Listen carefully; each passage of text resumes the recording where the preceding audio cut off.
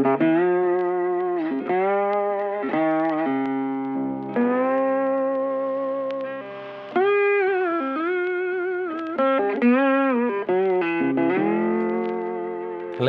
everyone. Welcome to Indie Film Review. The title is A Work in Progress, and today is our very first episode of running the show. I am Robin. I study film, and here, please introduce yourself as well. I'm Maria. I am studying archaeology, and yeah, so on this show, we're just going to be talking about indie films in general. This episode is going to be about Chlorine, which is an improv feature film made by 922 Films and $5 Film School. Yes, working under the same. It's the same people. They're under the masterminds by Daniel Lotz and Joel Dick. Masterminds. I would consider them masterminds. If you cannot tell already, we're really happy about this film. We're really inspired by it. I like this film. I think it's really cool. It's a great film. It does have its flaws, and we'll get into that. But overall, I think this is a really great shining beacon for the independent film movement. It's quite recent as well. It was released on YouTube on February 22nd of this year, 2020, which has not been a very good year. Before we get into all that, the way the show is going to work is that we're going to go through the entire film, talk about its positives and its negatives. And at the end, we're going to do a summary of all of its pros and cons and other interesting aspects that may not be pros and cons. Then say whether we recommend this film, whether it's a good or bad film. I recommend this film. I'm just going to say off the bat, I like this film. I think it's really cool. Spoiler alert. Oh, yeah, spoiler alert for it. It's cool. It's great. I like it. But without further ado, have I missed anything, Maria? No, I think that's it. I think we should delve into the filmmaking and the film. So let's go. Maria, an overview of the film. What is this film about, Chlorine? Yeah, Chlorine is... so firstly, I'm just gonna, as I said before, it's an improv film, which I think means that all the scenes are essentially, or the dialogue is essentially improvised, which is cool, which is really cool, and it really, really works. It makes the entire film natural. So the main character isn't known by name; he's known by Pool Boy. He manages an apartment pool, and he's trying to bury his former life as a hitman, as an assassin. Then when he's offered the chance to reconnect with a family member, but then he is forced to come out of retirement and to kill for the organization he abandoned. And it's a very character-driven story about this character and how he, I guess, develops and becomes, would you say, a worse person, Robin? Would you say he digresses in the story? For me personally, I did not feel that there was a significant change, and I'll say why when we're getting to the end of that. But I would have to disagree with you on that point, Maria. Our first disagreement. Yeah. I think that there was a character arc, but I don't know. We'll get to that, and we'll get to that scenes. But please continue. Or have you said everything? Yeah, I've said everything. I'm not sure how much we're going into spoilers wise, actually. Now, right into it. Scene one. Yes. Shot one. Let's go. One. Shot one. We start off with the photo of a man. It's in black and white. And there's someone talking. That's the photo, not the footage, by the way. Just for the yes, readers. The photo's in black and white. And we got this guy talking on the phone, mustache guy. We'll call him. I'll get to his name in a bit. So he's talking on the phone, and they're talking about a funeral, and you can kind of put two and two together, saying, "Oh, this guy just died," because it's the typical in frame back from the funeral. And we'll talk about this guy at the end of the film because it's quite sentimental, really. And so they're talking about this other character, and he's saying, "Don't worry, it's not a good idea to do a shakedown tonight because he's still grieving and recovering and all that. But he's convinced by this other person that going on a sting or or shakedown would be the best thing to get his mind off things and show him the ropes. Yeah. There's nothing too special that happens in the scene, just setups for what's coming next. Which is in the next scene. I love this scene. I think it's a really good way to open the whole film. Yes, so just quickly, we open up with these two people in the car, and we can kind of gauge that these people are loan sharks and that they hand out large amounts of money to these poor ass people who just they're loan sharks and their business is within the criminal underground world. Yeah, the guy is one of the loan sharks goes in and he doesn't threaten the other guy, really. So you've got this office worker who's sitting at the desk. The guy walks in. He doesn't really threaten him, which is, I think is quite interesting. He just tells him to get the money or else, essentially. Yes, and it's a lot of money. I can't remember how much it is. 50,000. I think. 50,000. And the guy, like, he says, I need more time. I need a week. And our loan shark, he leaves. And then what's really interesting is this whole scene is essentially done in, is it 2 long shots, I think, Roman? Yeah, it's 2 long shots. There's one shot of them inside the car and the other beautiful tracking shot. I always do like these types of track shots of them outside, and it's just tracking the character all the way through the building.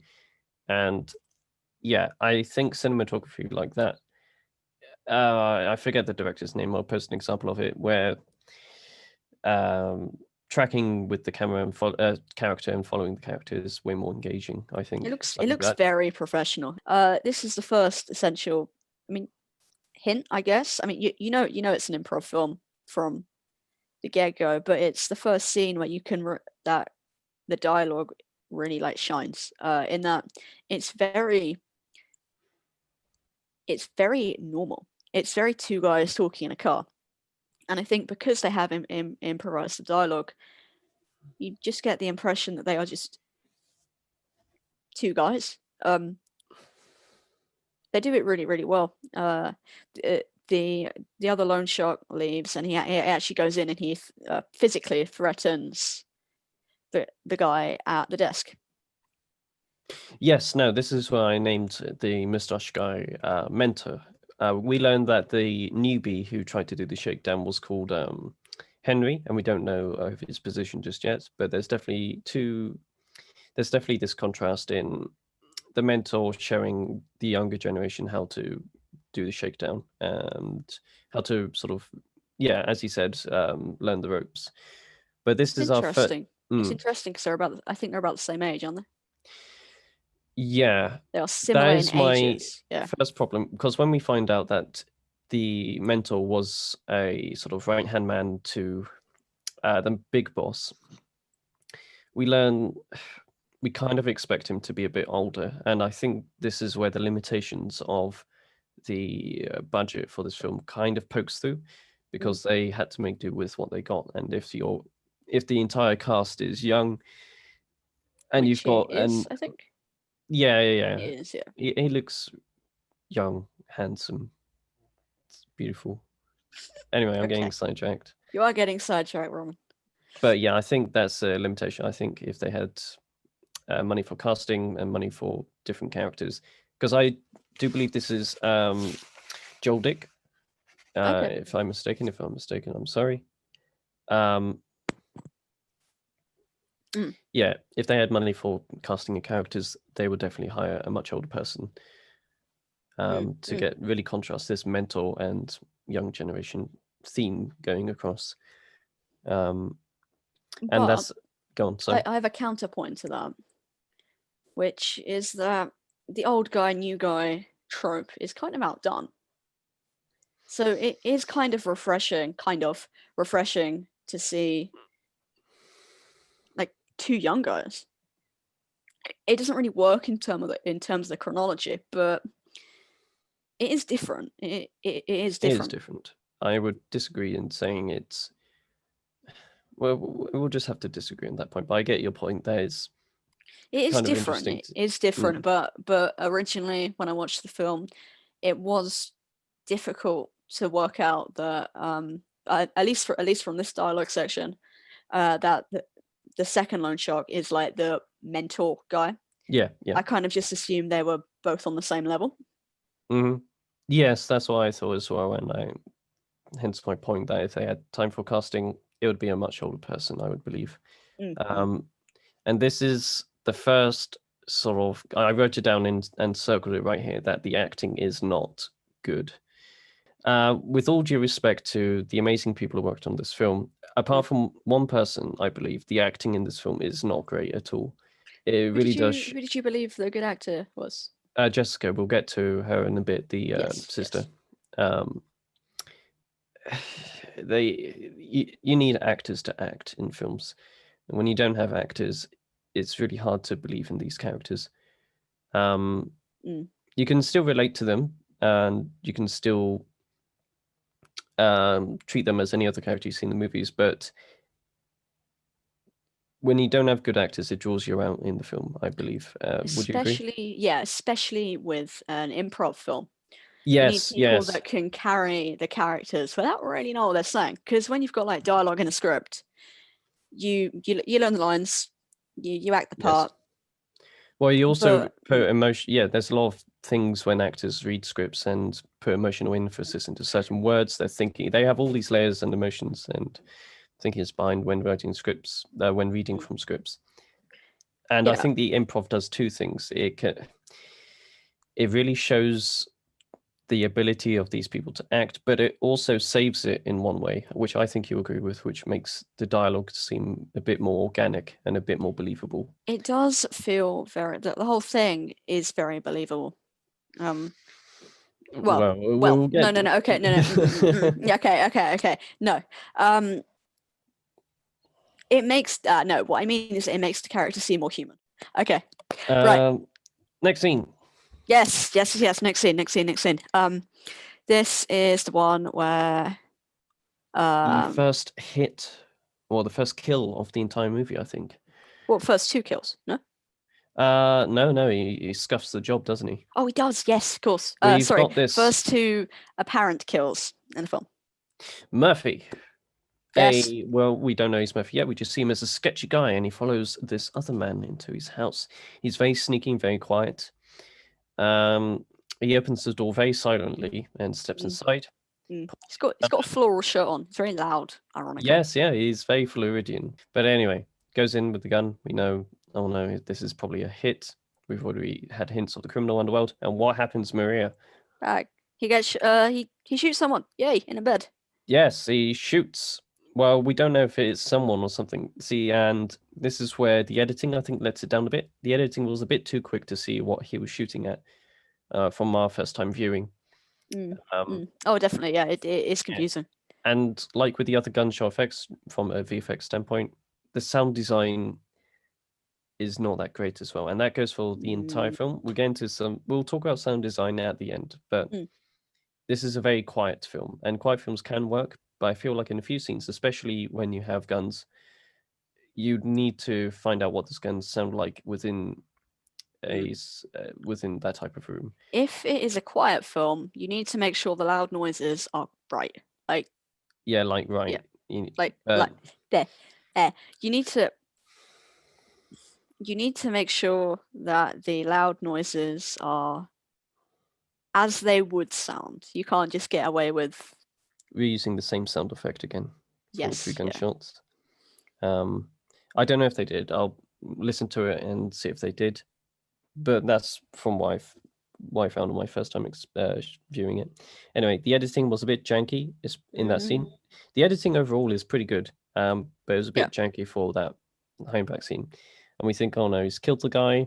Okay. But then the gun gets pointed to the back of his head. Yes, that was cool. So this shot cut to black. Yeah, this gunshot, right? Gun? What? This gun just pokes its way into frame and shoots him in the back of the head. Back to black. Yeah. Yeah, apparently. and I would have believed that with a bit more budget. I don't know. This maybe been a stylistic choice, but it cuts to black, and it does that a few times, especially in the beginning of the film, where it just cuts to black, and that's sort of a cliche type thing. It's definitely a it's a stylistic choice, and you see it a lot. Like you see it at a lot of like intense scenes. I'm not a huge fan of it in general. Some people would argue that's a very studenty, filmy type thing to do, which is to Cut cut straight to to black. black. Mm.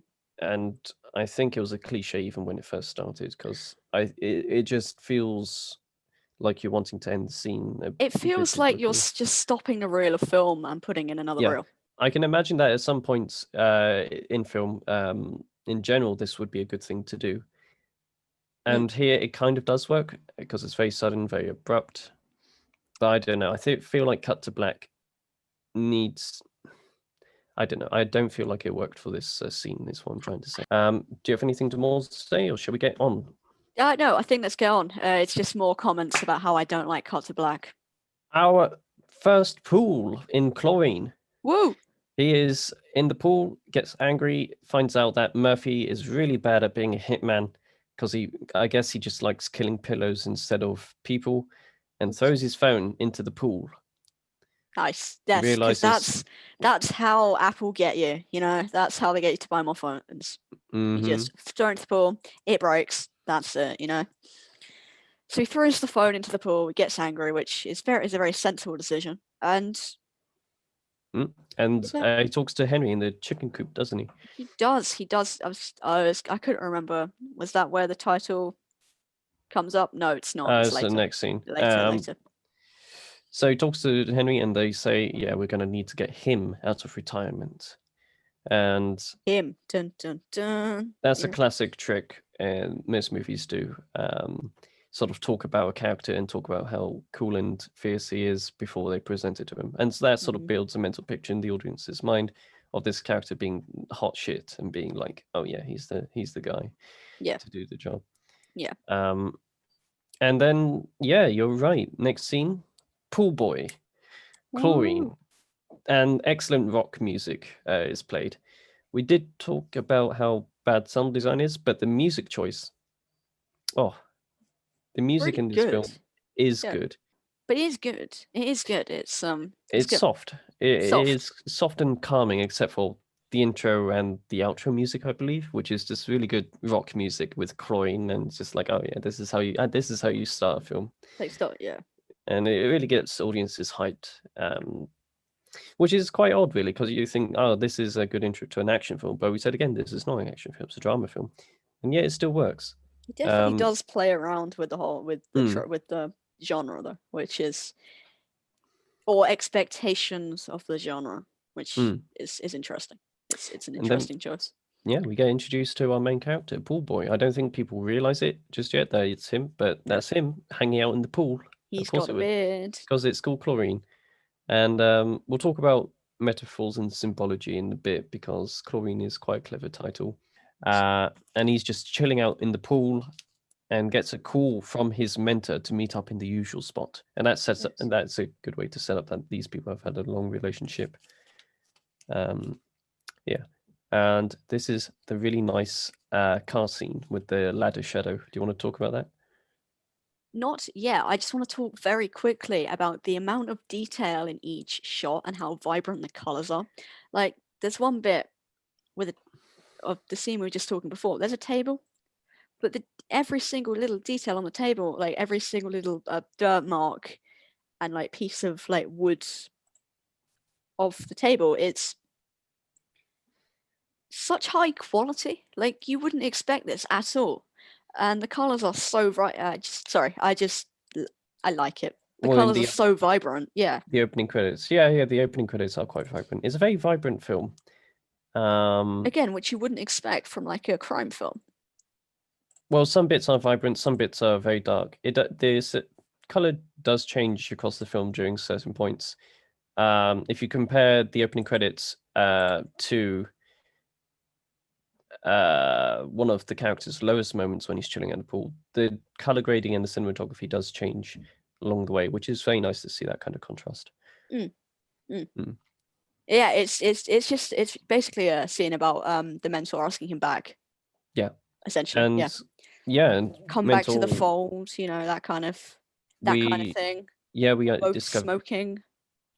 yeah, It's cool. it's a great shot. Aesthetically, it looks really cool. Yeah. And we also figure out that he's had some beef with the previous hippie-looking boss. guy.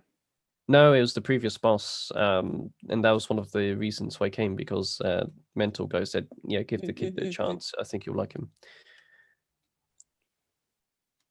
The casting is interesting, actually, because your main character, the poor boy, is not your typical hitman. See, and I find that hugely refreshing. It sort of breaks the mold in what a protagonist should look like for your film. He doesn't have to be John Wick with all these six packs and muscles and. No, it's it also adds to the whole he's moved away from that life thing. He's just just a normal guy now. He's not a hitman. If there's one thing about this film, all these people are normal. They're just normal, regular people. And I find that great. And I find that a really nice contrast to this sort of underground world of criminal scum and villainy. Oh, definitely. So they realize they're in some really hot shit and they need this guy taken out. And there's only one man can do that for them. There's Pool Boy. Yeah. So that's 25 grand a head, I think they put it at. And this is one of the things where I thought it didn't really make sense for loan sharks. If it costs a lot of money, because they're killing these people because they have not paid off on their money already, why are you just throwing more money away to get these people killed? Because the other guy was like 50 grand in debt. You're already spending like 25 times 4. Oh my God. 100 grand just to kill off all these people. You're just losing more money. So that's something I don't understand. I guess it's so they don't fail them again, I guess. They're dead. Oh, yeah, no, I mean, like, it's instead of the guys coming back and taking more money out and leaving them further in debt, just kill them, and then there won't be a chance of that. Yeah, no, I completely agree with you in that. So that's one of the iffy things I think I found about this film first time viewing. Again, it might make sense in a deeper reading of it, but that struck me a little bit.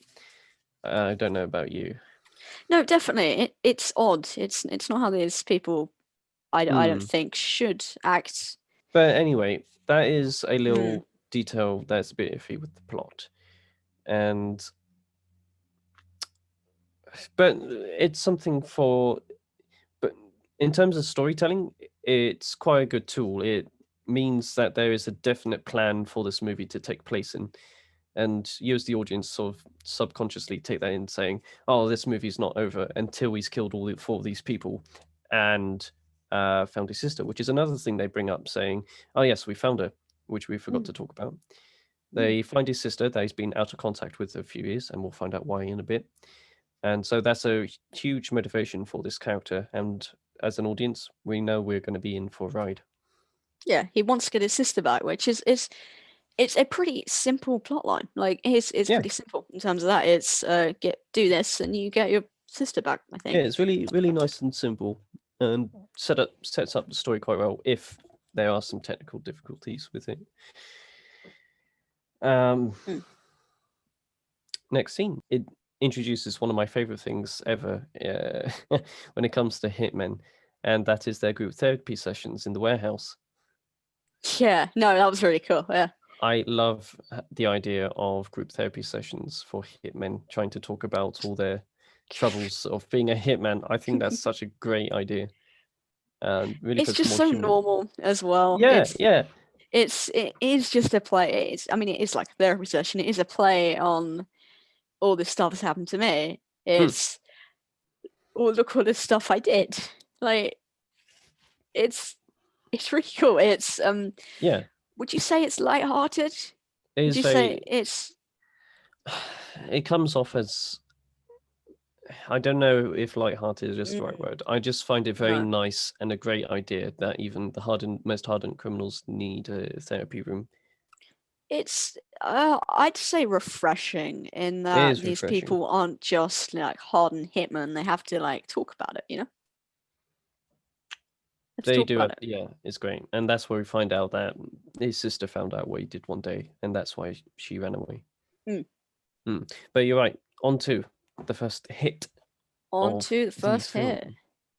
Yeah, so there's this really They cool scout scene. his location and They scout his location. This really cool scene where the poor boy's just driving, listening to this music. I'd say folk rock, maybe, possibly. I'm not very good at music, but the music, the choice of music they've picked is really good.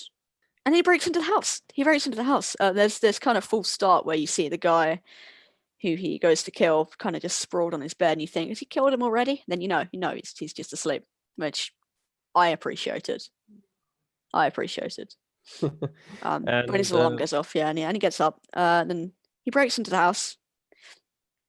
I really like the design of the house. Actually, it's so cluttered. Anyway, he breaks in, poisons. Well, poisons. Yeah, he poisons his drink. Yeah, and the guy's in the pool. Yeah, of course. Guys in the pool, of course. They have this really interesting back and forth with poor boy holding the gun against his head. Mm. And it's so long as well. You'd think that a hitman would just go in and, shoot him straight away. Yeah, and what's more than that, why did he have to do that in the first place? Why didn't he just wait till the guy killed over from the poison? Dramatic effect. What I think they're setting up is that this character likes to be sentimental and likes to take out the final wishes of the victims, which sort of humanizes him a bit more. And he does. He honors the guy's last wish to be laid out on the bed. So does he shoot him? No, he doesn't, because he never uses a gun. That's the thing about him, isn't it? I thought he had a gun. He did have a gun, but he never shot anything He with never it. shot the gun. Yeah, He didn't. Yeah, we'll get to it in the end. And so he carries out the guy's final wishes and steals his Bible, which is another setup. Yeah, But I mean, if you take it as the underworld, it's like the devil has come to like claim you in a way. So our poor boy to these people is like death, like the devil. Yeah. The poor boy is an unstoppable force. He is the best, and he lives up to his name, really. Which is a common character trait amongst many good films, which is the character's always best at what they do. It's just sort of the more painful past they have to deal with and keeps coming back up again. And the painful past for poor boy is his long lost sister, which he hopes to reconnect to. And yes, and killing more people is the way to do it. Because that's what every sister wants. Your brother is a murderer. You know. What did you think? What did you think of Daniel Lotz's acting? Oh, because this is the first time we sort of see him in full swing of trying to play the tough guy. I like it. I think that if he did not try to play the tough guy whatsoever and try to be more like himself, more nicer and more friendlier. Wait, the character? Yeah, the actor and the character. Okay. It would be more realistic? Yes, I think it'd be more realistic because I don't think he plays the tough guy too well. I think he's not really that intimidating, especially in a later scene where he's confronting the boyfriend about something. At least from my standpoint, I think this would have come off a lot better if he was more of a nicer type guy, which I'm sure he is in real life, and I think that's why he had such a hard time being mean. It's really hard to act mean when you're nice. when you're not used to it. Yeah. Yeah, he looks like a friendly guy. Yeah. The next scene is with Henry. After the first kill, he does well, and Henry and the mentor are having a bit of a moment together. Talk about that. Talk about the mentor moment. I still think it's really weird that he's the mentor. Like this, like young faced guy is the mentor. It's a very interesting casting choice. In terms of the moment, it's a nice bit of character development for both of them, I think. Yeah, it kind of shows that Henry is reluctant and not ready to be the leader of this criminal underworld. He refuses to take the gun. I think there's some issues with his dad as well, and issues with the loss of his dad, but kind of what the loss of having an actual father would have been like.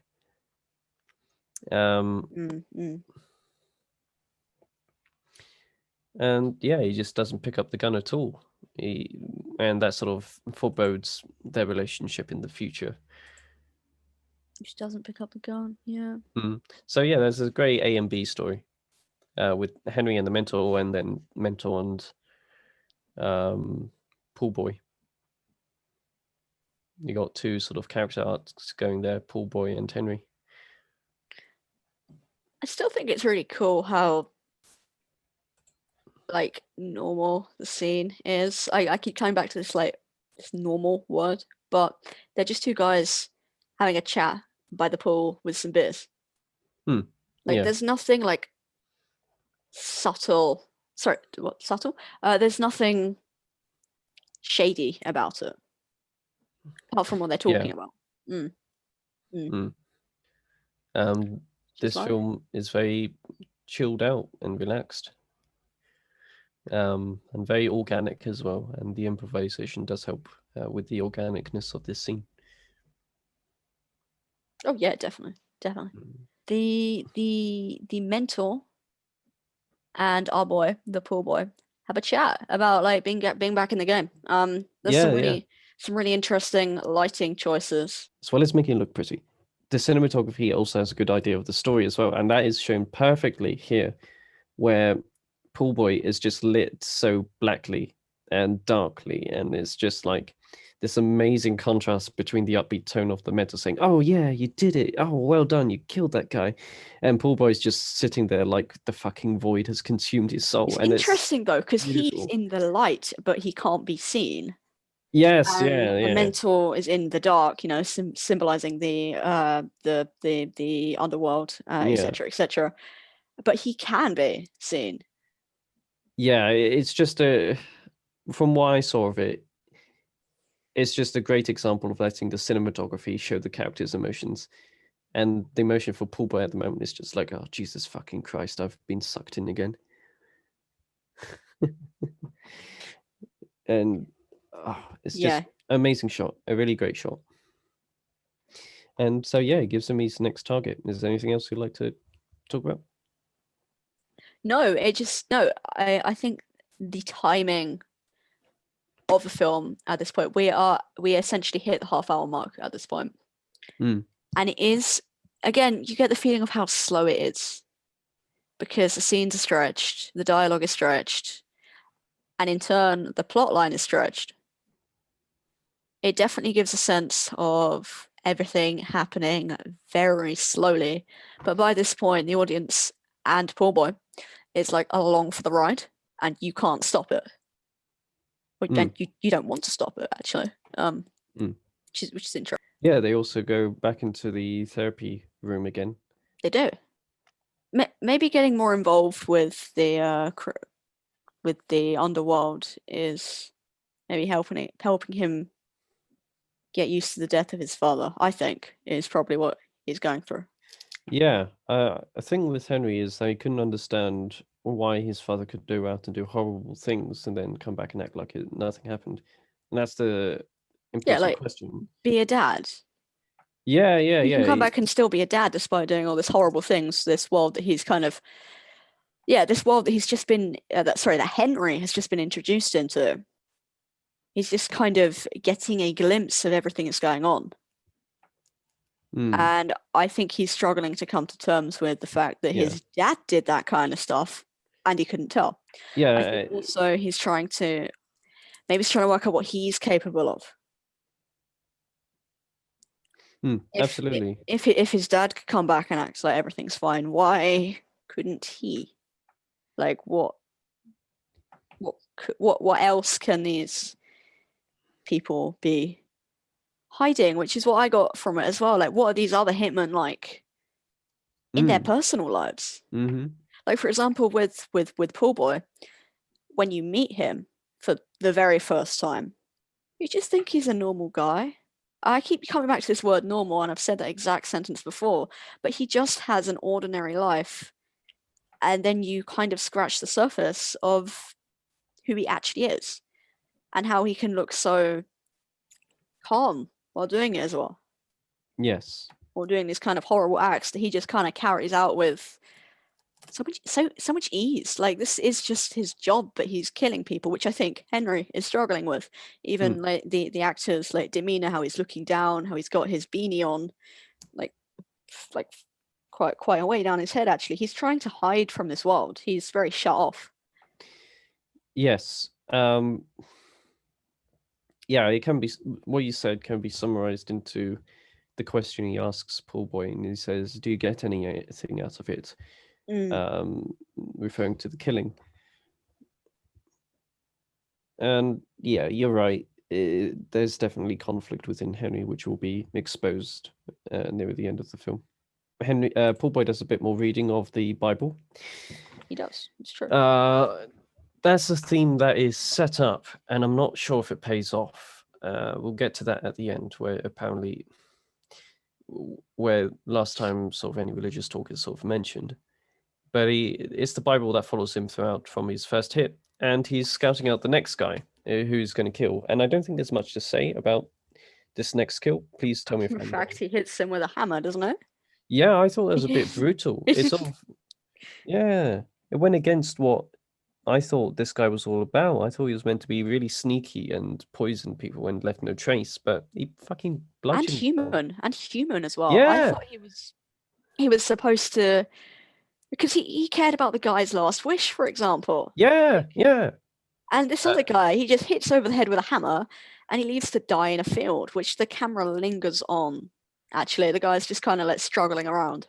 Oh yeah, that didn't make a sense as well, because couldn't he stand up? His legs weren't tied. He just was like lost all sense of stability. Well, I guess when you get hit with a hammer, you get a bit confused. Your legs go a bit wobbly. I'd imagine. Was he hit already? Was he hit by that point? I don't know, but yeah, I felt like this went totally against his character of being sort of like the sensitive type guy, because it's not like a change, is it? Nah, he hasn't been hit by that point. Sorry. Yeah, he's just thrashing. The guy's just thrashing around on the floor because. And he does it near like the football field. He does it in a football field, like. God. Yeah, this is a really weird moment for me. And how Pool Boy just like looks at him. Yeah. And he takes off his hat. He doesn't want his hat to see the killing, apparently, you know. But it's also kind of set up that this guy was a Jehovah's Witness, because Pool Boy said he's selling books or something. I don't know. He's killing all the so many connections to the like religion in this, like Christianity.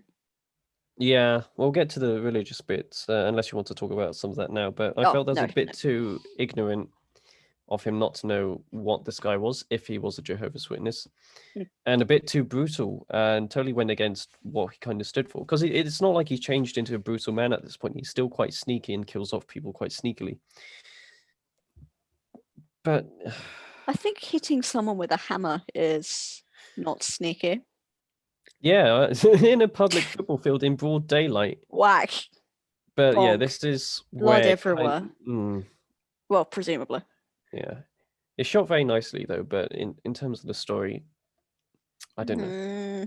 Yeah. But then this is where Mentor reveals the location of his sister. Yes, very exciting plot progression, which is interesting because he does 2 kills and then the Mentor's like, "Hey, here's your sister."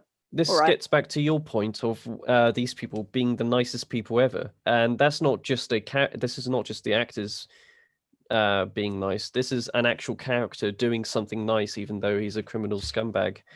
Mm. So you're right in saying these people and these hitmen are really nice people. They do nice things for each other, even though what they're doing is quite awful. I also don't think it fits with the character of the mentor. I don't know. The mentor was a tricky one. On one hand, he is this nice person and really upbeat and friendly, but on the other hand, he does have the intention of just purely carrying out what's best for the company. But this contradicts that. If he purely had interest for the company, he would have seen the job play all the way through. But instead, he just does something nice. So I don't know if that's a good thing or a bad thing. But you still don't know why. Like, why is this guy acting so nice to him when presumably he should just have the company's like interests at heart? There's no real backstory there that's developed. I don't think that you don't. No. But anyway, he gets the location to his girlfriend's house, and he goes over there. And this is where we're introduced to one of the finest actors. You meant sister, right? Yes, sister. You said girlfriend. Oh boy, oh no, this ain't Alabama. Oh no. By the amazing Anna Dovcik. Oh my goodness, I've butchered that name. That's all right. Her name's Anna. She's a very good actress. Yes, she is. Good. Yes. She's so cool.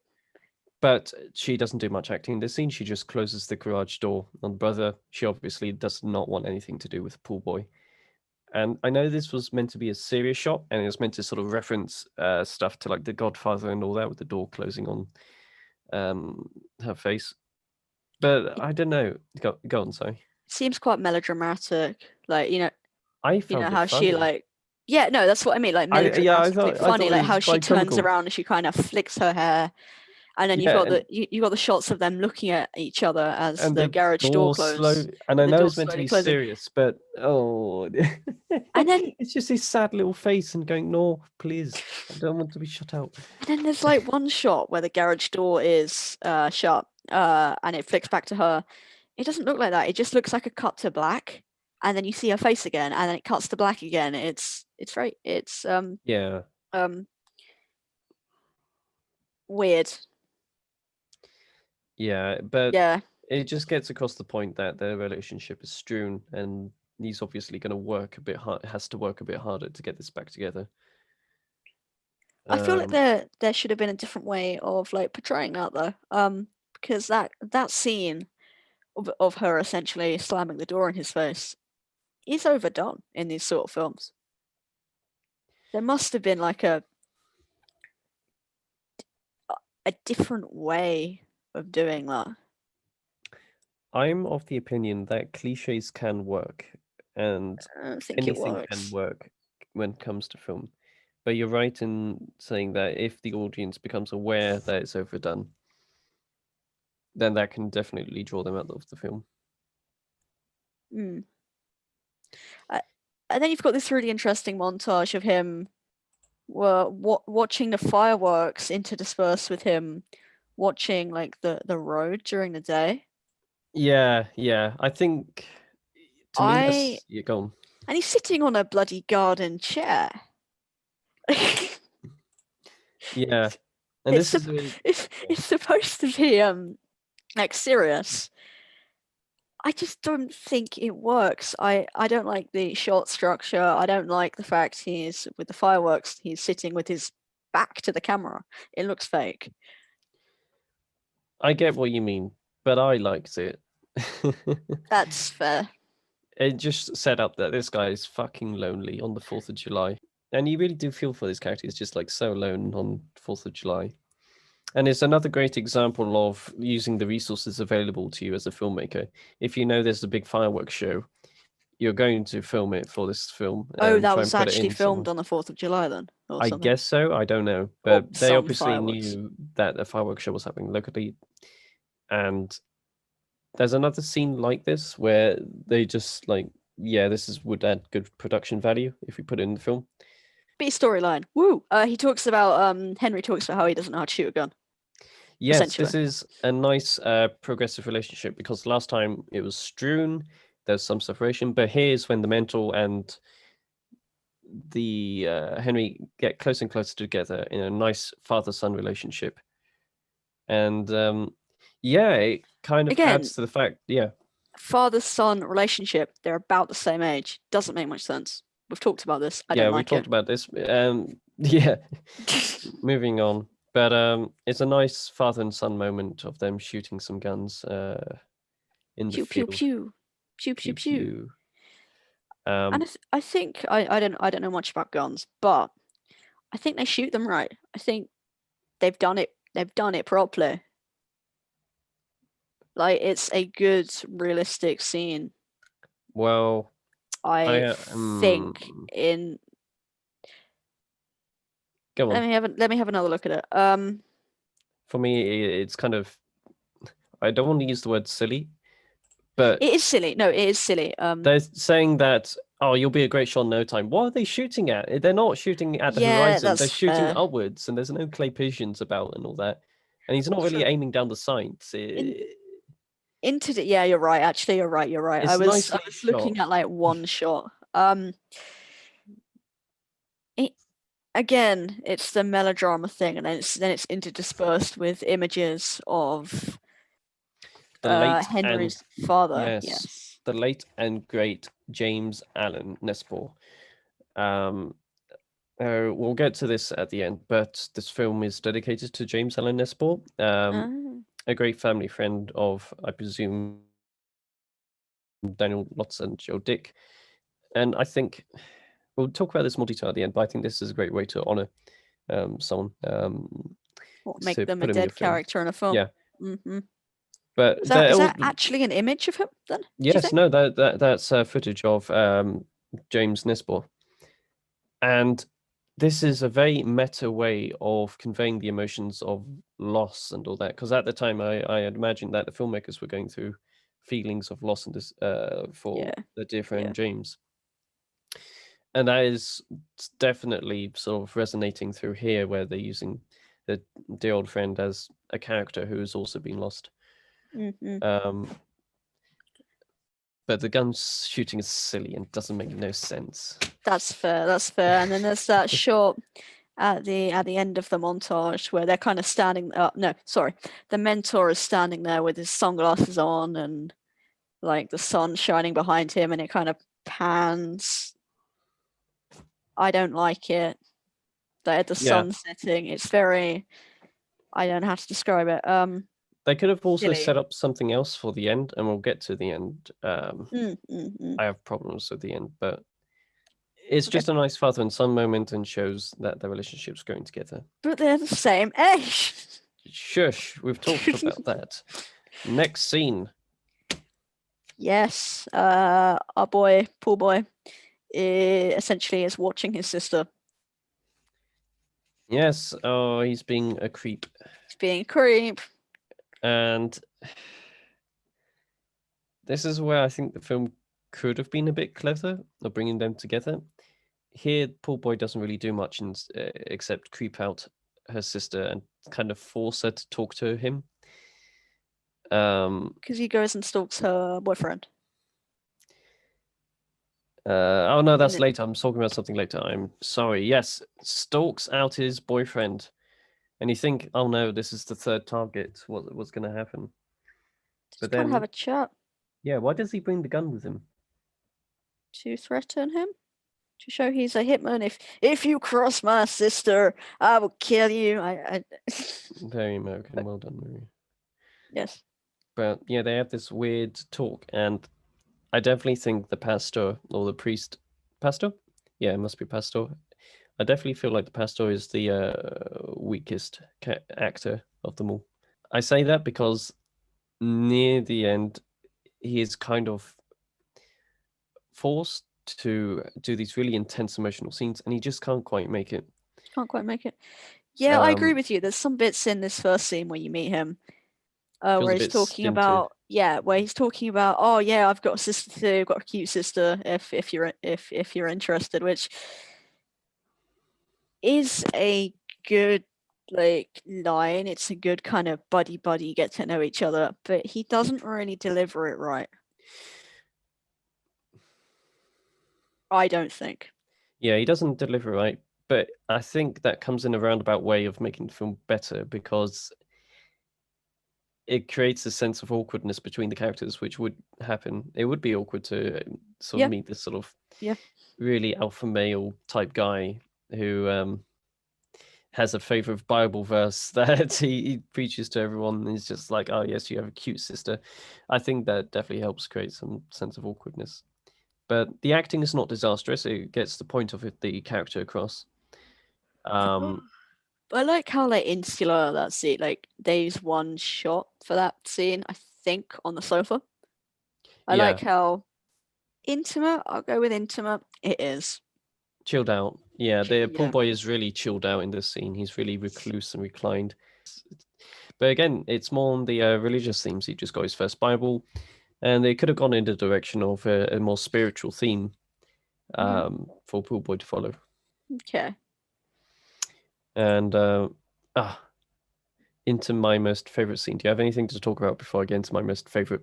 No, scene? you go into your most favorite scene. The scene before my most favorite scene, and it gives me chills to talk about this.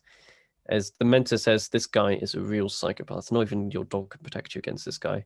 And I'm going to call him Psycho, and he's the third target. And you get also these shots of pool boy driving again with the music, but then this sort of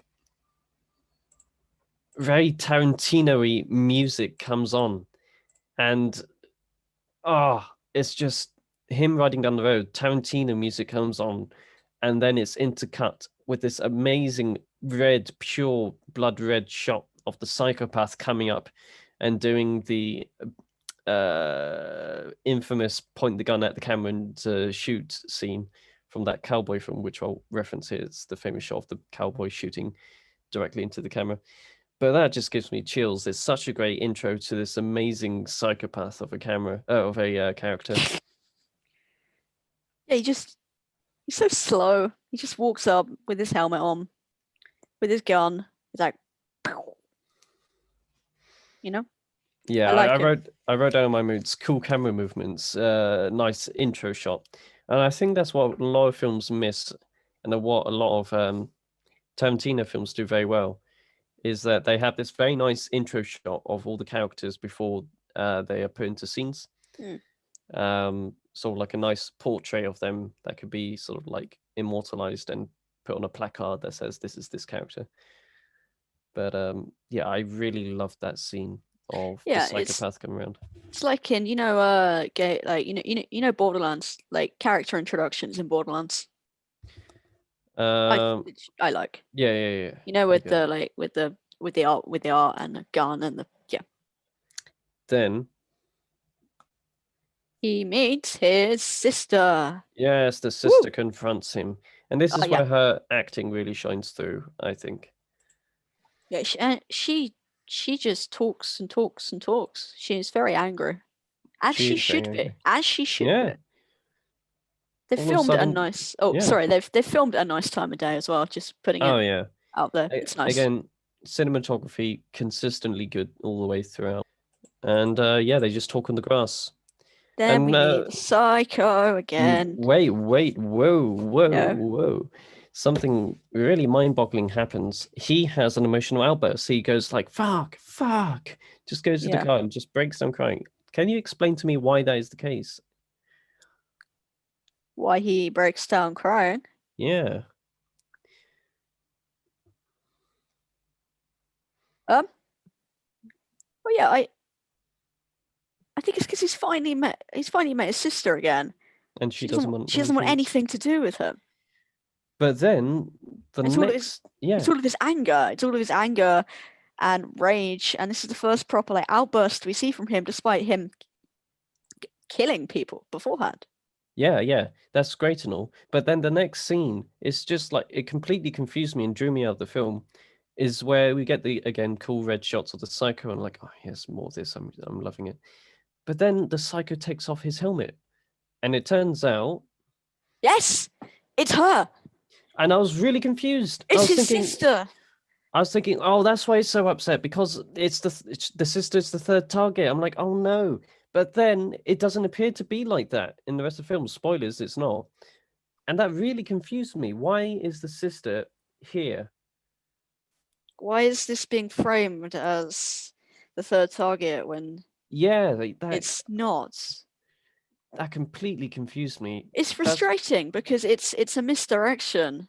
It is a misdirection. And it works, but it also sucks because who we thought, well, Psycho with the helmet, yeah, and I thought looks like a really cool character. It's going to be a really cool showdown. That's what I thought exactly. And it's his sister, which and it's not the target at all. Yeah, which sucks. Like that sucks. Yeah. But yeah, in my notes I wrote down, that's why he's so upset! Exclamation mark, exclamation mark. How did he know? Question mark, question mark. Is it question mark? And turns out it's not, and it's just such a letdown. Anyway, he goes to kill the third target, and I thought, is this the sister? And we're really confused. Is this the sister? Is this the sister? The target knocks out. And you're right. I thought a really, really cool showdown was going to happen between this absolute psychopath and the most notorious hitman. I don't have the words to describe how disappointing it is. I was thinking, oh yeah, cool showdown time. Yeah, oh, he just overdosed him. Oh, that's a bit. Yeah, lame. he just injects this person who we think is his sister with something, and it kills them. Yeah, it's one of the things that you don't want audiences to feel, and that's disappointment, combined with confusion. Yeah, and also, why is this person in the mask sitting at a? Because they ran out of actors. Yes. And they ran out of locations as well. Ran out of location. It's the same location from the beginning. What's it? Oh yeah, it is. Why is this person just sitting there in a office? Why is he doing drugs in the office? Does he work there? A helmet that looks really cool. Yeah. And why would you do drugs in an office? And then this guy just comes in, and who employs him? Does the employer know he wears a helmet in his office space? It's just It is really disappointing that we don't get this really cool showdown. Instead, the guy, poor boy, just injects the person in the helmet with something to kill him, which is really disappointing, because especially the build up. The build up that the mentor said, oh, this guy's a psycho, and then you've got the really cool driving montage with the pointing to the cat with the gun pointing to the camera, all the red, and then it's just that was anyway. Not moving a pro game move. Moving on. Another emotional scene for the B story of the mentor and Henry, and they again are talking about the gun. Yes, they are. Do you want to talk through that?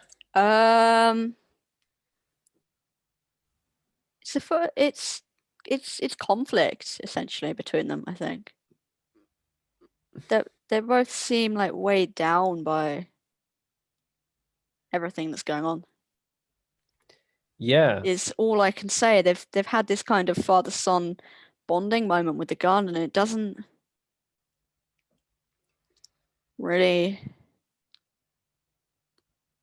lead anywhere. It's very emotional from Henry. I think he comes to terms with what his father did. I think he comes to terms, at least in his head, with what his father did. Yeah, the mentor as well breaks down crying, which is kind of odd for the mentor. You don't know whether he's a good guy or a bad guy. I think it is intentionally ambiguous, but you really do see the emotional side of him, and it may come out of nowhere to some, but it's apparent that he does have an emotional connection to the big boss and treats it as if it's his family. And that's a really major theme that is sort of created throughout this entire thing. There's two families. There's Paul Boy's biological family that he has to deal with, and then there's the crime lord family, which he also has to deal with. Yeah, and the major theme, I would argue, for this, and which is apparent in this scene, is loss and the ways to deal with that loss. Yeah, I'd agree with you. The music choice in this scene is actually really good. It's very emotional. And then the mentor, I think he gets Henry to take the gun, doesn't it? Yeah, he kind of He says, asks "Look, him to." yeah, look, mate, take the gun. It's the gun symbolizes this sort of legacy and the company that Henry has to sort of take on. And even though the mentor's only been on there for 2 years, he has this great emotional connection to the company. And yeah, it's a nice moment, and I think it sort of redeems itself dramatically after the amazing letdown from the psycho scene. I think so. Kind of. It doesn't do it completely. I mean, they're two different emotions you're feeling. Like, you've got the big action scene, you've got the big emotional scene, and the emotional scene kind of makes up for the disappointment of the action in air quotes scene. Yeah. And then I think this is where the film starts to deteriorate slightly, because the film literally packs up its bags and goes on a holiday to Vegas and presses a pause button on the entire story out of nowhere. That's exactly what we want, you know? It's exactly what we want. Again, adds production value. Going to Vegas, shooting your holiday adds production value and saying, oh yeah, we've shot for all these locations. And you get this amazing shot of Paul Boyd looking up at these amazing, colorful stones in Vegas. Yeah. Which is really cool. But again, it halts the entire film. There's no need for Paul Boyd to go on a vacation. He needs to solve his family relationships. What's happened with that? I thought there was some sort of time bomb with his sister going off. Apparently not, because he has the time and money to go to Vegas. I think the montage and the music is done really well. It's really jolly, which contrasts with the loneliness that he's feeling. Yeah, and he looks at the rocks. You know, Once Upon a Time in Hollywood, where there's that scene where they go to Italy, and there's a massive gap in the film, and nothing really happens there. It's even when they go to Italy, it still is a progression of DiCaprio's character of he's made the choice to go and further his career in Italy. Even then, even that gap, the character goes somewhere, or it's the result of a character's choice to go somewhere to further his interest of the plot. This does not happen in Vegas. At minimum, in Once Upon a Time in Hollywood, and feel free to disagree with me here, at minimum, it's a sort of a historical piece which sort of educates the audience of what the time and emotions and feelings were like during this time period in these places. That does not happen in this film. We know what Las Vegas is like. We've seen countless shots of it in modern time periods, and it does not add to the character's desires or furthers the plot. It's a pause button on the story. Because we go straight to the coolest looking shot in the entire film, in my opinion. Oh, the baseball net shot. Do you think? When looking at film, everything is very static in the surroundings and in this environment. In every single Avengers game, every modern film ever, practically, the environment is still and steady. When you look at great when you look at great directors such as Tarkovsky and Kurosawa, there's at least something moving in the background. There's at least some character within the environment. For Tarkovsky, it was all these amazing radioactive dust particles that were coming down, or rain. And Kurosawa, it was sort of like this rain and wind. And it really just built an added visual interest to the film.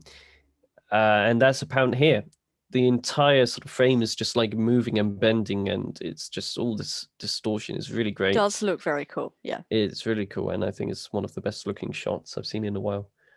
Fair enough. Anyway, so he gets given his Final target, which, and the whole bit with the sister and the helmet is completely ignored. It was ignored ages ago. No, I mean, you think they come back to it though, right? Yeah. This is the point where you're like, oh yes, this is the character's major decision. Does he do this hard decision, or does he do the other hard decision? But go on.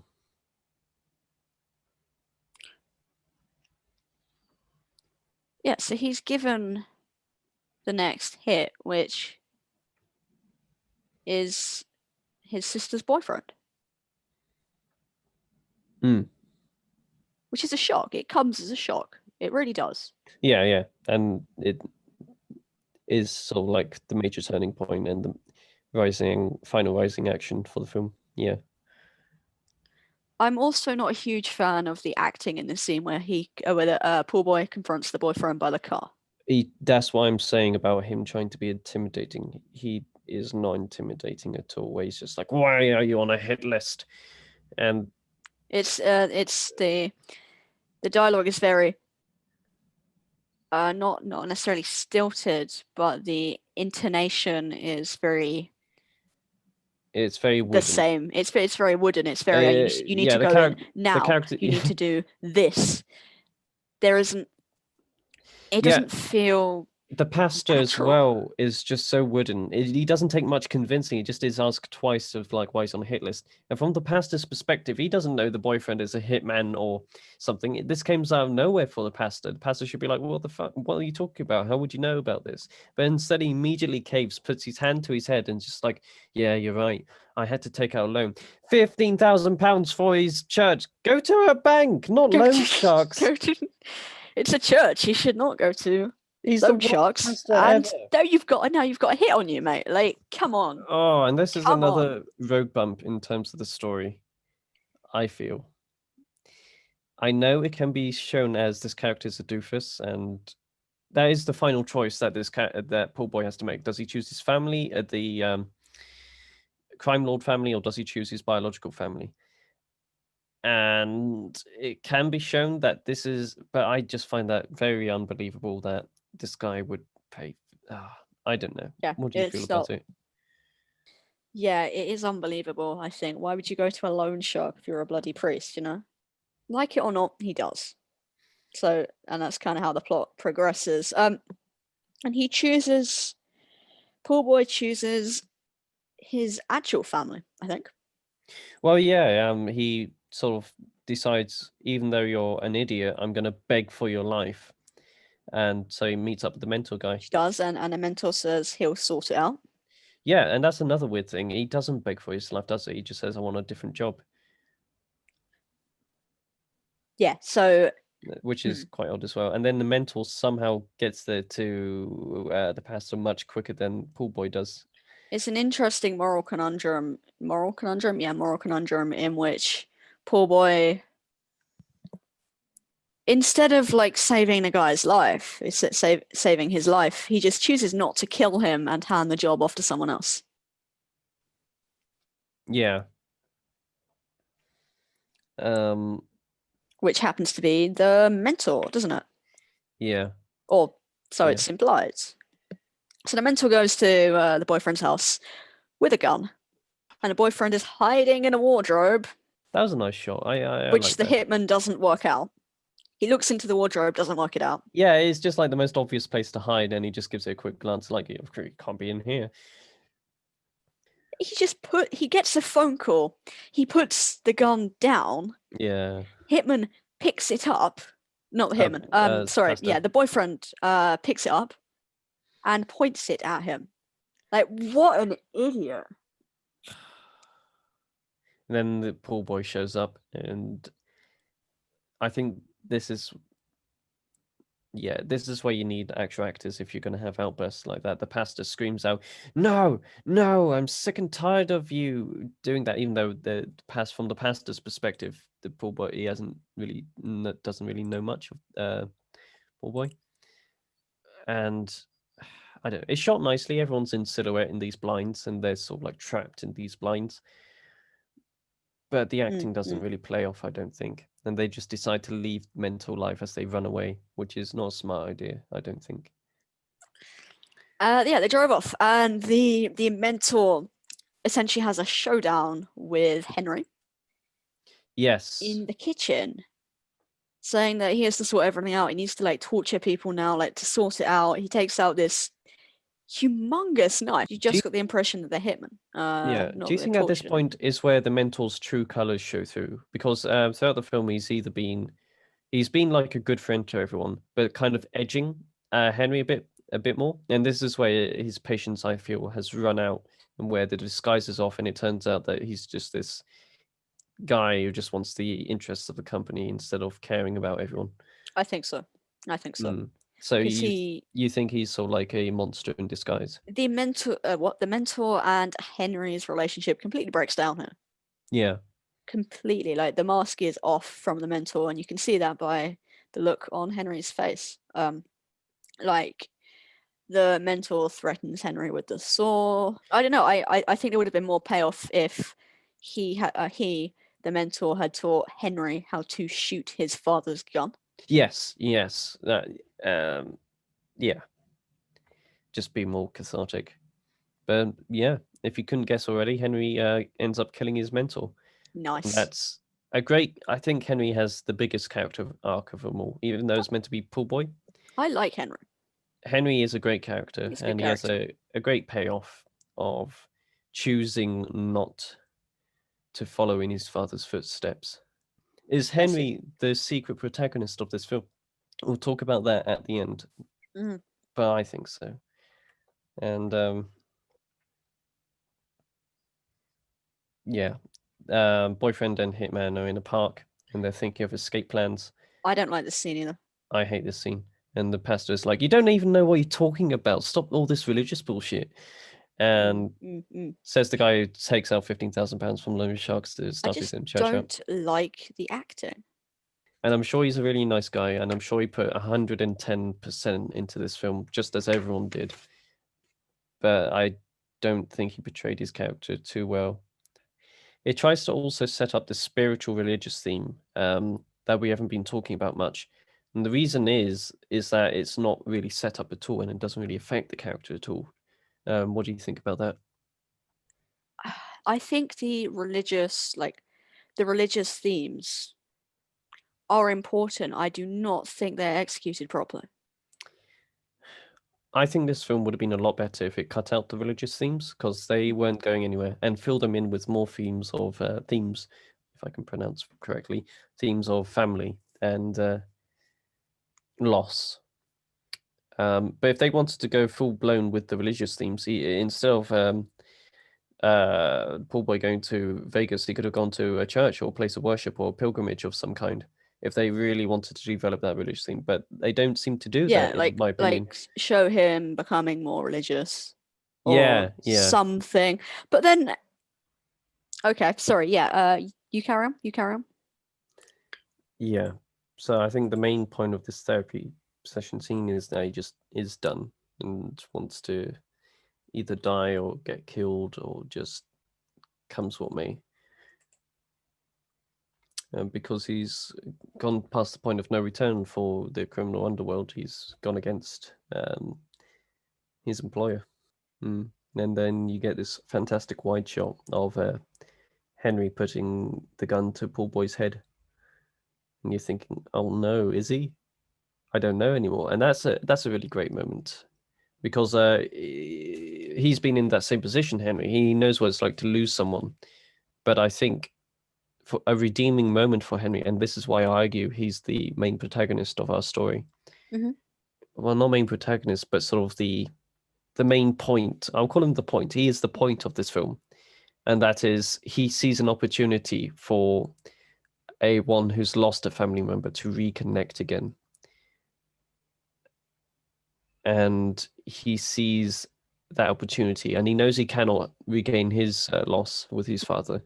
And so he wants to do the right thing and make an opportunity for connectivity again with another person.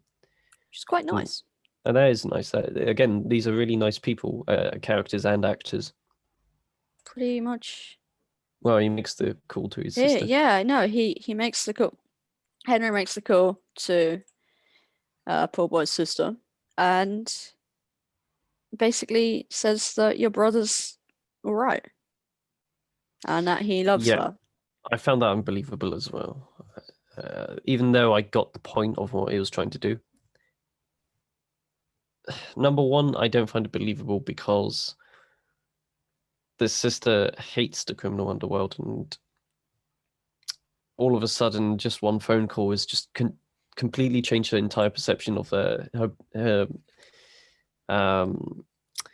brother. Not to mention the fact that the boyfriend has just run away forever, so she's going to have questions about that for her brother. She's going to be like, "Why did you kill him?" So those are some weird things you have to think about after this film has happened. I guess they just wanted a happy ending to it, though. They did want a happy ending, and you can see why.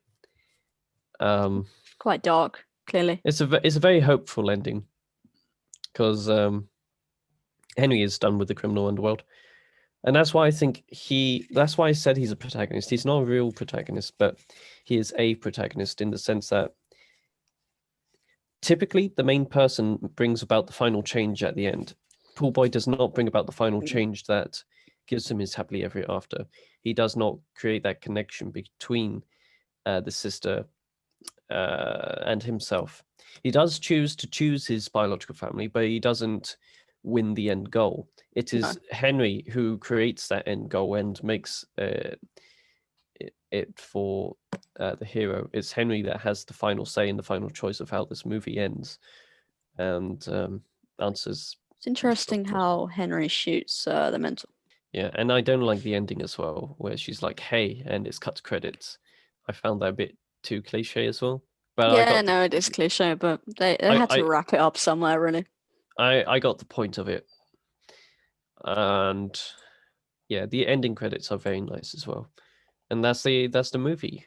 Unless you have something to say about that ending as well. That was kind of it. That I think it wrapped up quite abruptly. I can see that.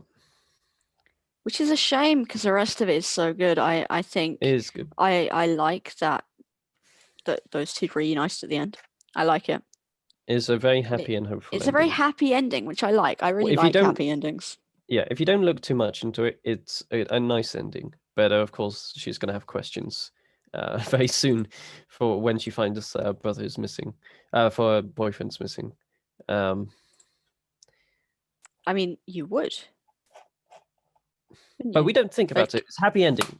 Happy ending, yes, happy ending. Everyone's reunited. Bad guys have gone away. Woo. Apart from these guys who are still in a room having therapy. But before we get into the pros, the cons, and the other, and whether we should recommend this film or not, any overview of the general film that you would like to make clear here? I'll do like a sentence review. I liked it. Acting is a bit iffy sometimes. The first part of the film is really, really good. The ending is a bit of a disappointment. Yeah, this film is a roller coaster of very nice and a bit disappointing. And the story overall is way better than any other $500 film that I've seen. And they really cared and put thought and effort into this. But I feel like if they put a tiny bit more thought or another draft of the script, and just ironed out all those loose ends and technical details, because these are technical details that are letting us down mostly, I think it would have been a bit more solid. And cut away a few of the themes as well. Just focus purely on the theme of family and loss. I think the religion one was nice, but it wasn't really explored very well. They could have just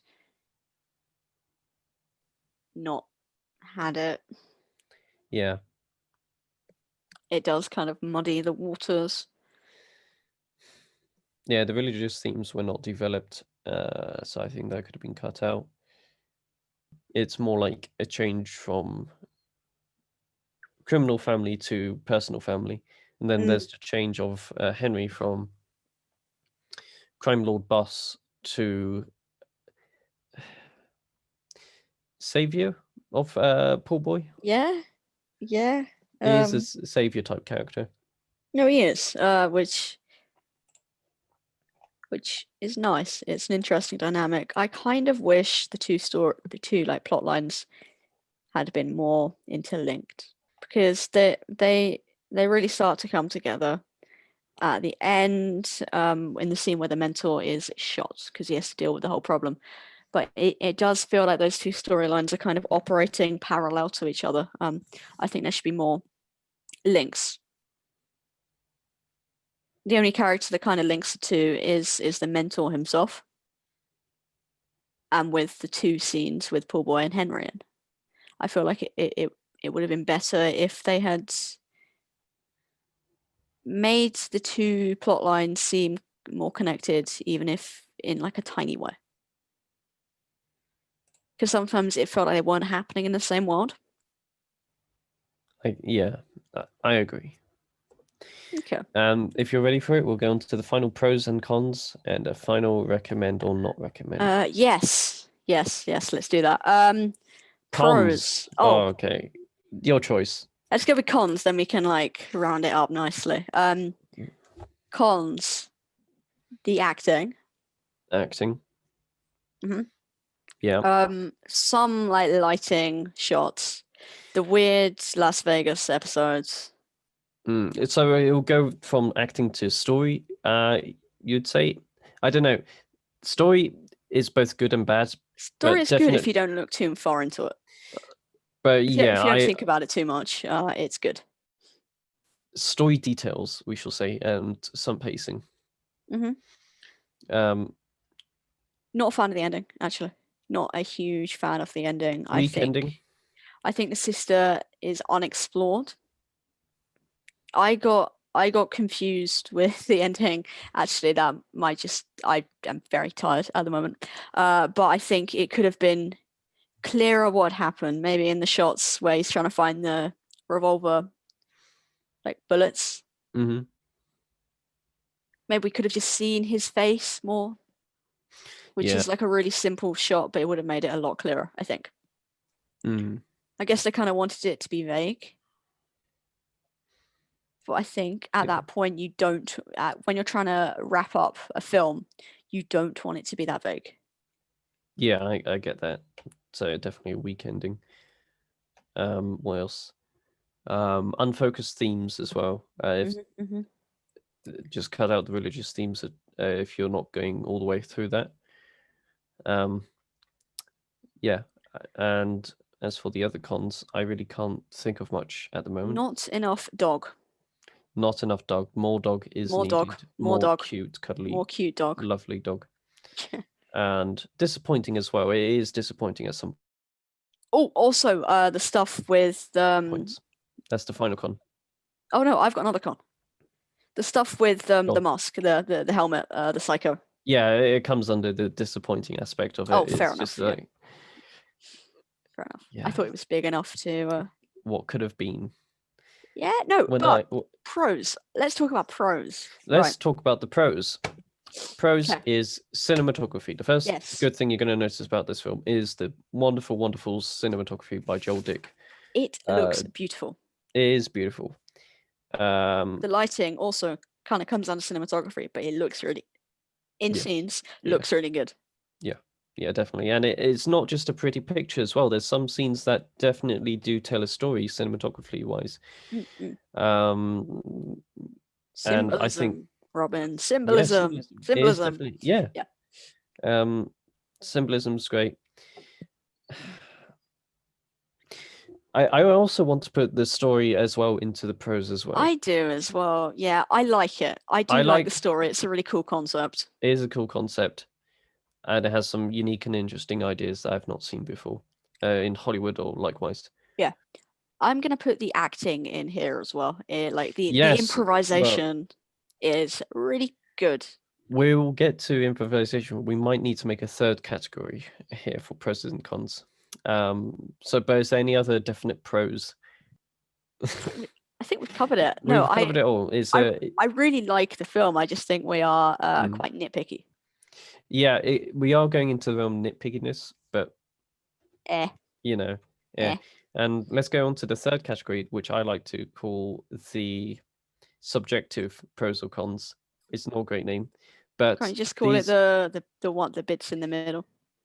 Yeah, these are aspects of the film that people may or may not like due to personal taste. For instance, improvised dialogue. Some people may love it, some people may hate it. That's not really something I can call a pro or con on. I think it is what it is. The But vague nature of the storyline is another one. Some Would you people call it- love it. Some people, no. would you call it vague or slow paced? No, I would call it vague. Vague, okay. I would also add slow paced in there as well. I think they're two different Yeah. ones. By vague, I mean how everything is kind of ambiguous. Like you don't know a lot about these characters apart from what's in like the therapy sessions as well. Yes, ambiguous characters. Yes. And also, again, what happens at the ending is interesting. I don't particularly like it. That's just me. And the slow pacedness of it all and the lingering shots, which add to the whole slow kind of, I don't want to say dragging because dragging has negative connotations. Yeah, but it's very chilled out. A chilled out film. Which you can see in the music as well, like all the driving scenes. You mentioned it was a bit like a road trip. Mm-hmm. Yeah. So yeah, that's up to that's up to our viewers to decide. Our viewers to decide. Yes. That leaves us with the final question, Maria. Would you recommend this film? Yes, I would. I would also recommend this film. Despite the flaws of the film, the flaws are minor and very nitpicky. Minor in terms of the overall enjoyment of the film. The overall enjoyment, yes. I have to disagree with you. There are some major flaws with this film, especially when it comes to the Vegas bit. And that's fair. That's fair. It may be seen as nitpicky. If you ignore the Vegas bit. But there's also things like the pastor taking all that money and the stuff not making sense and not really understanding what this criminal world is all about. Why it kills, why it orders hitmen about. It's a good point. It's a good point. So yes, I would recommend it. I think it is well worth a watch, especially for the fact it's improvised. Like I think that's a really cool selling feature of the film. I think it's very cool. Yeah, no, definitely, and it's dedicated to their good old friend James Nestor. Yeah, no, it's a great dedication to him. But that is it, and I wrote down in big blocky words, loss. And loss. That is the main thing about this film. It's loss. Of the film. That is it. That's it. That's Chlorine. It's a good film. Chlorine is a good film. Watch it. Please do. Like what we do here, like and subscribe. Oh, no, I'm not going to do that. But yeah, this is something we hopefully do regularly. Now. So. If you like what we do, suggest films. Yes, please do. Let us know what you think. Please. It's been a lot of fun making this. I have definitely enjoyed this. We should do this again. We must. We must. And we will be back at some point in the near future reviewing more indie films. We'll be doing. check out the good old fellows of $5 Films. I'll send a link to them. Watch all of their stuff; it's fantastic. Yeah, and just show some love and support. Suggest any good films, indie films, you'd like us to do. And is there any final words, Maria? No, just see you soon. See all of you very soon. Thank you for watching. Yes, and keep your pools clean, guys. Keep your pools clean. I guess. Yes. I don't know. Don't turn into Hitman and lounge around. And don't smoke in pools, kids. That doesn't help. Oh yeah, your life goggles. But that's a discussion for another day. That's a discussion for another day. Okay. See you guys. Have fun. Bye.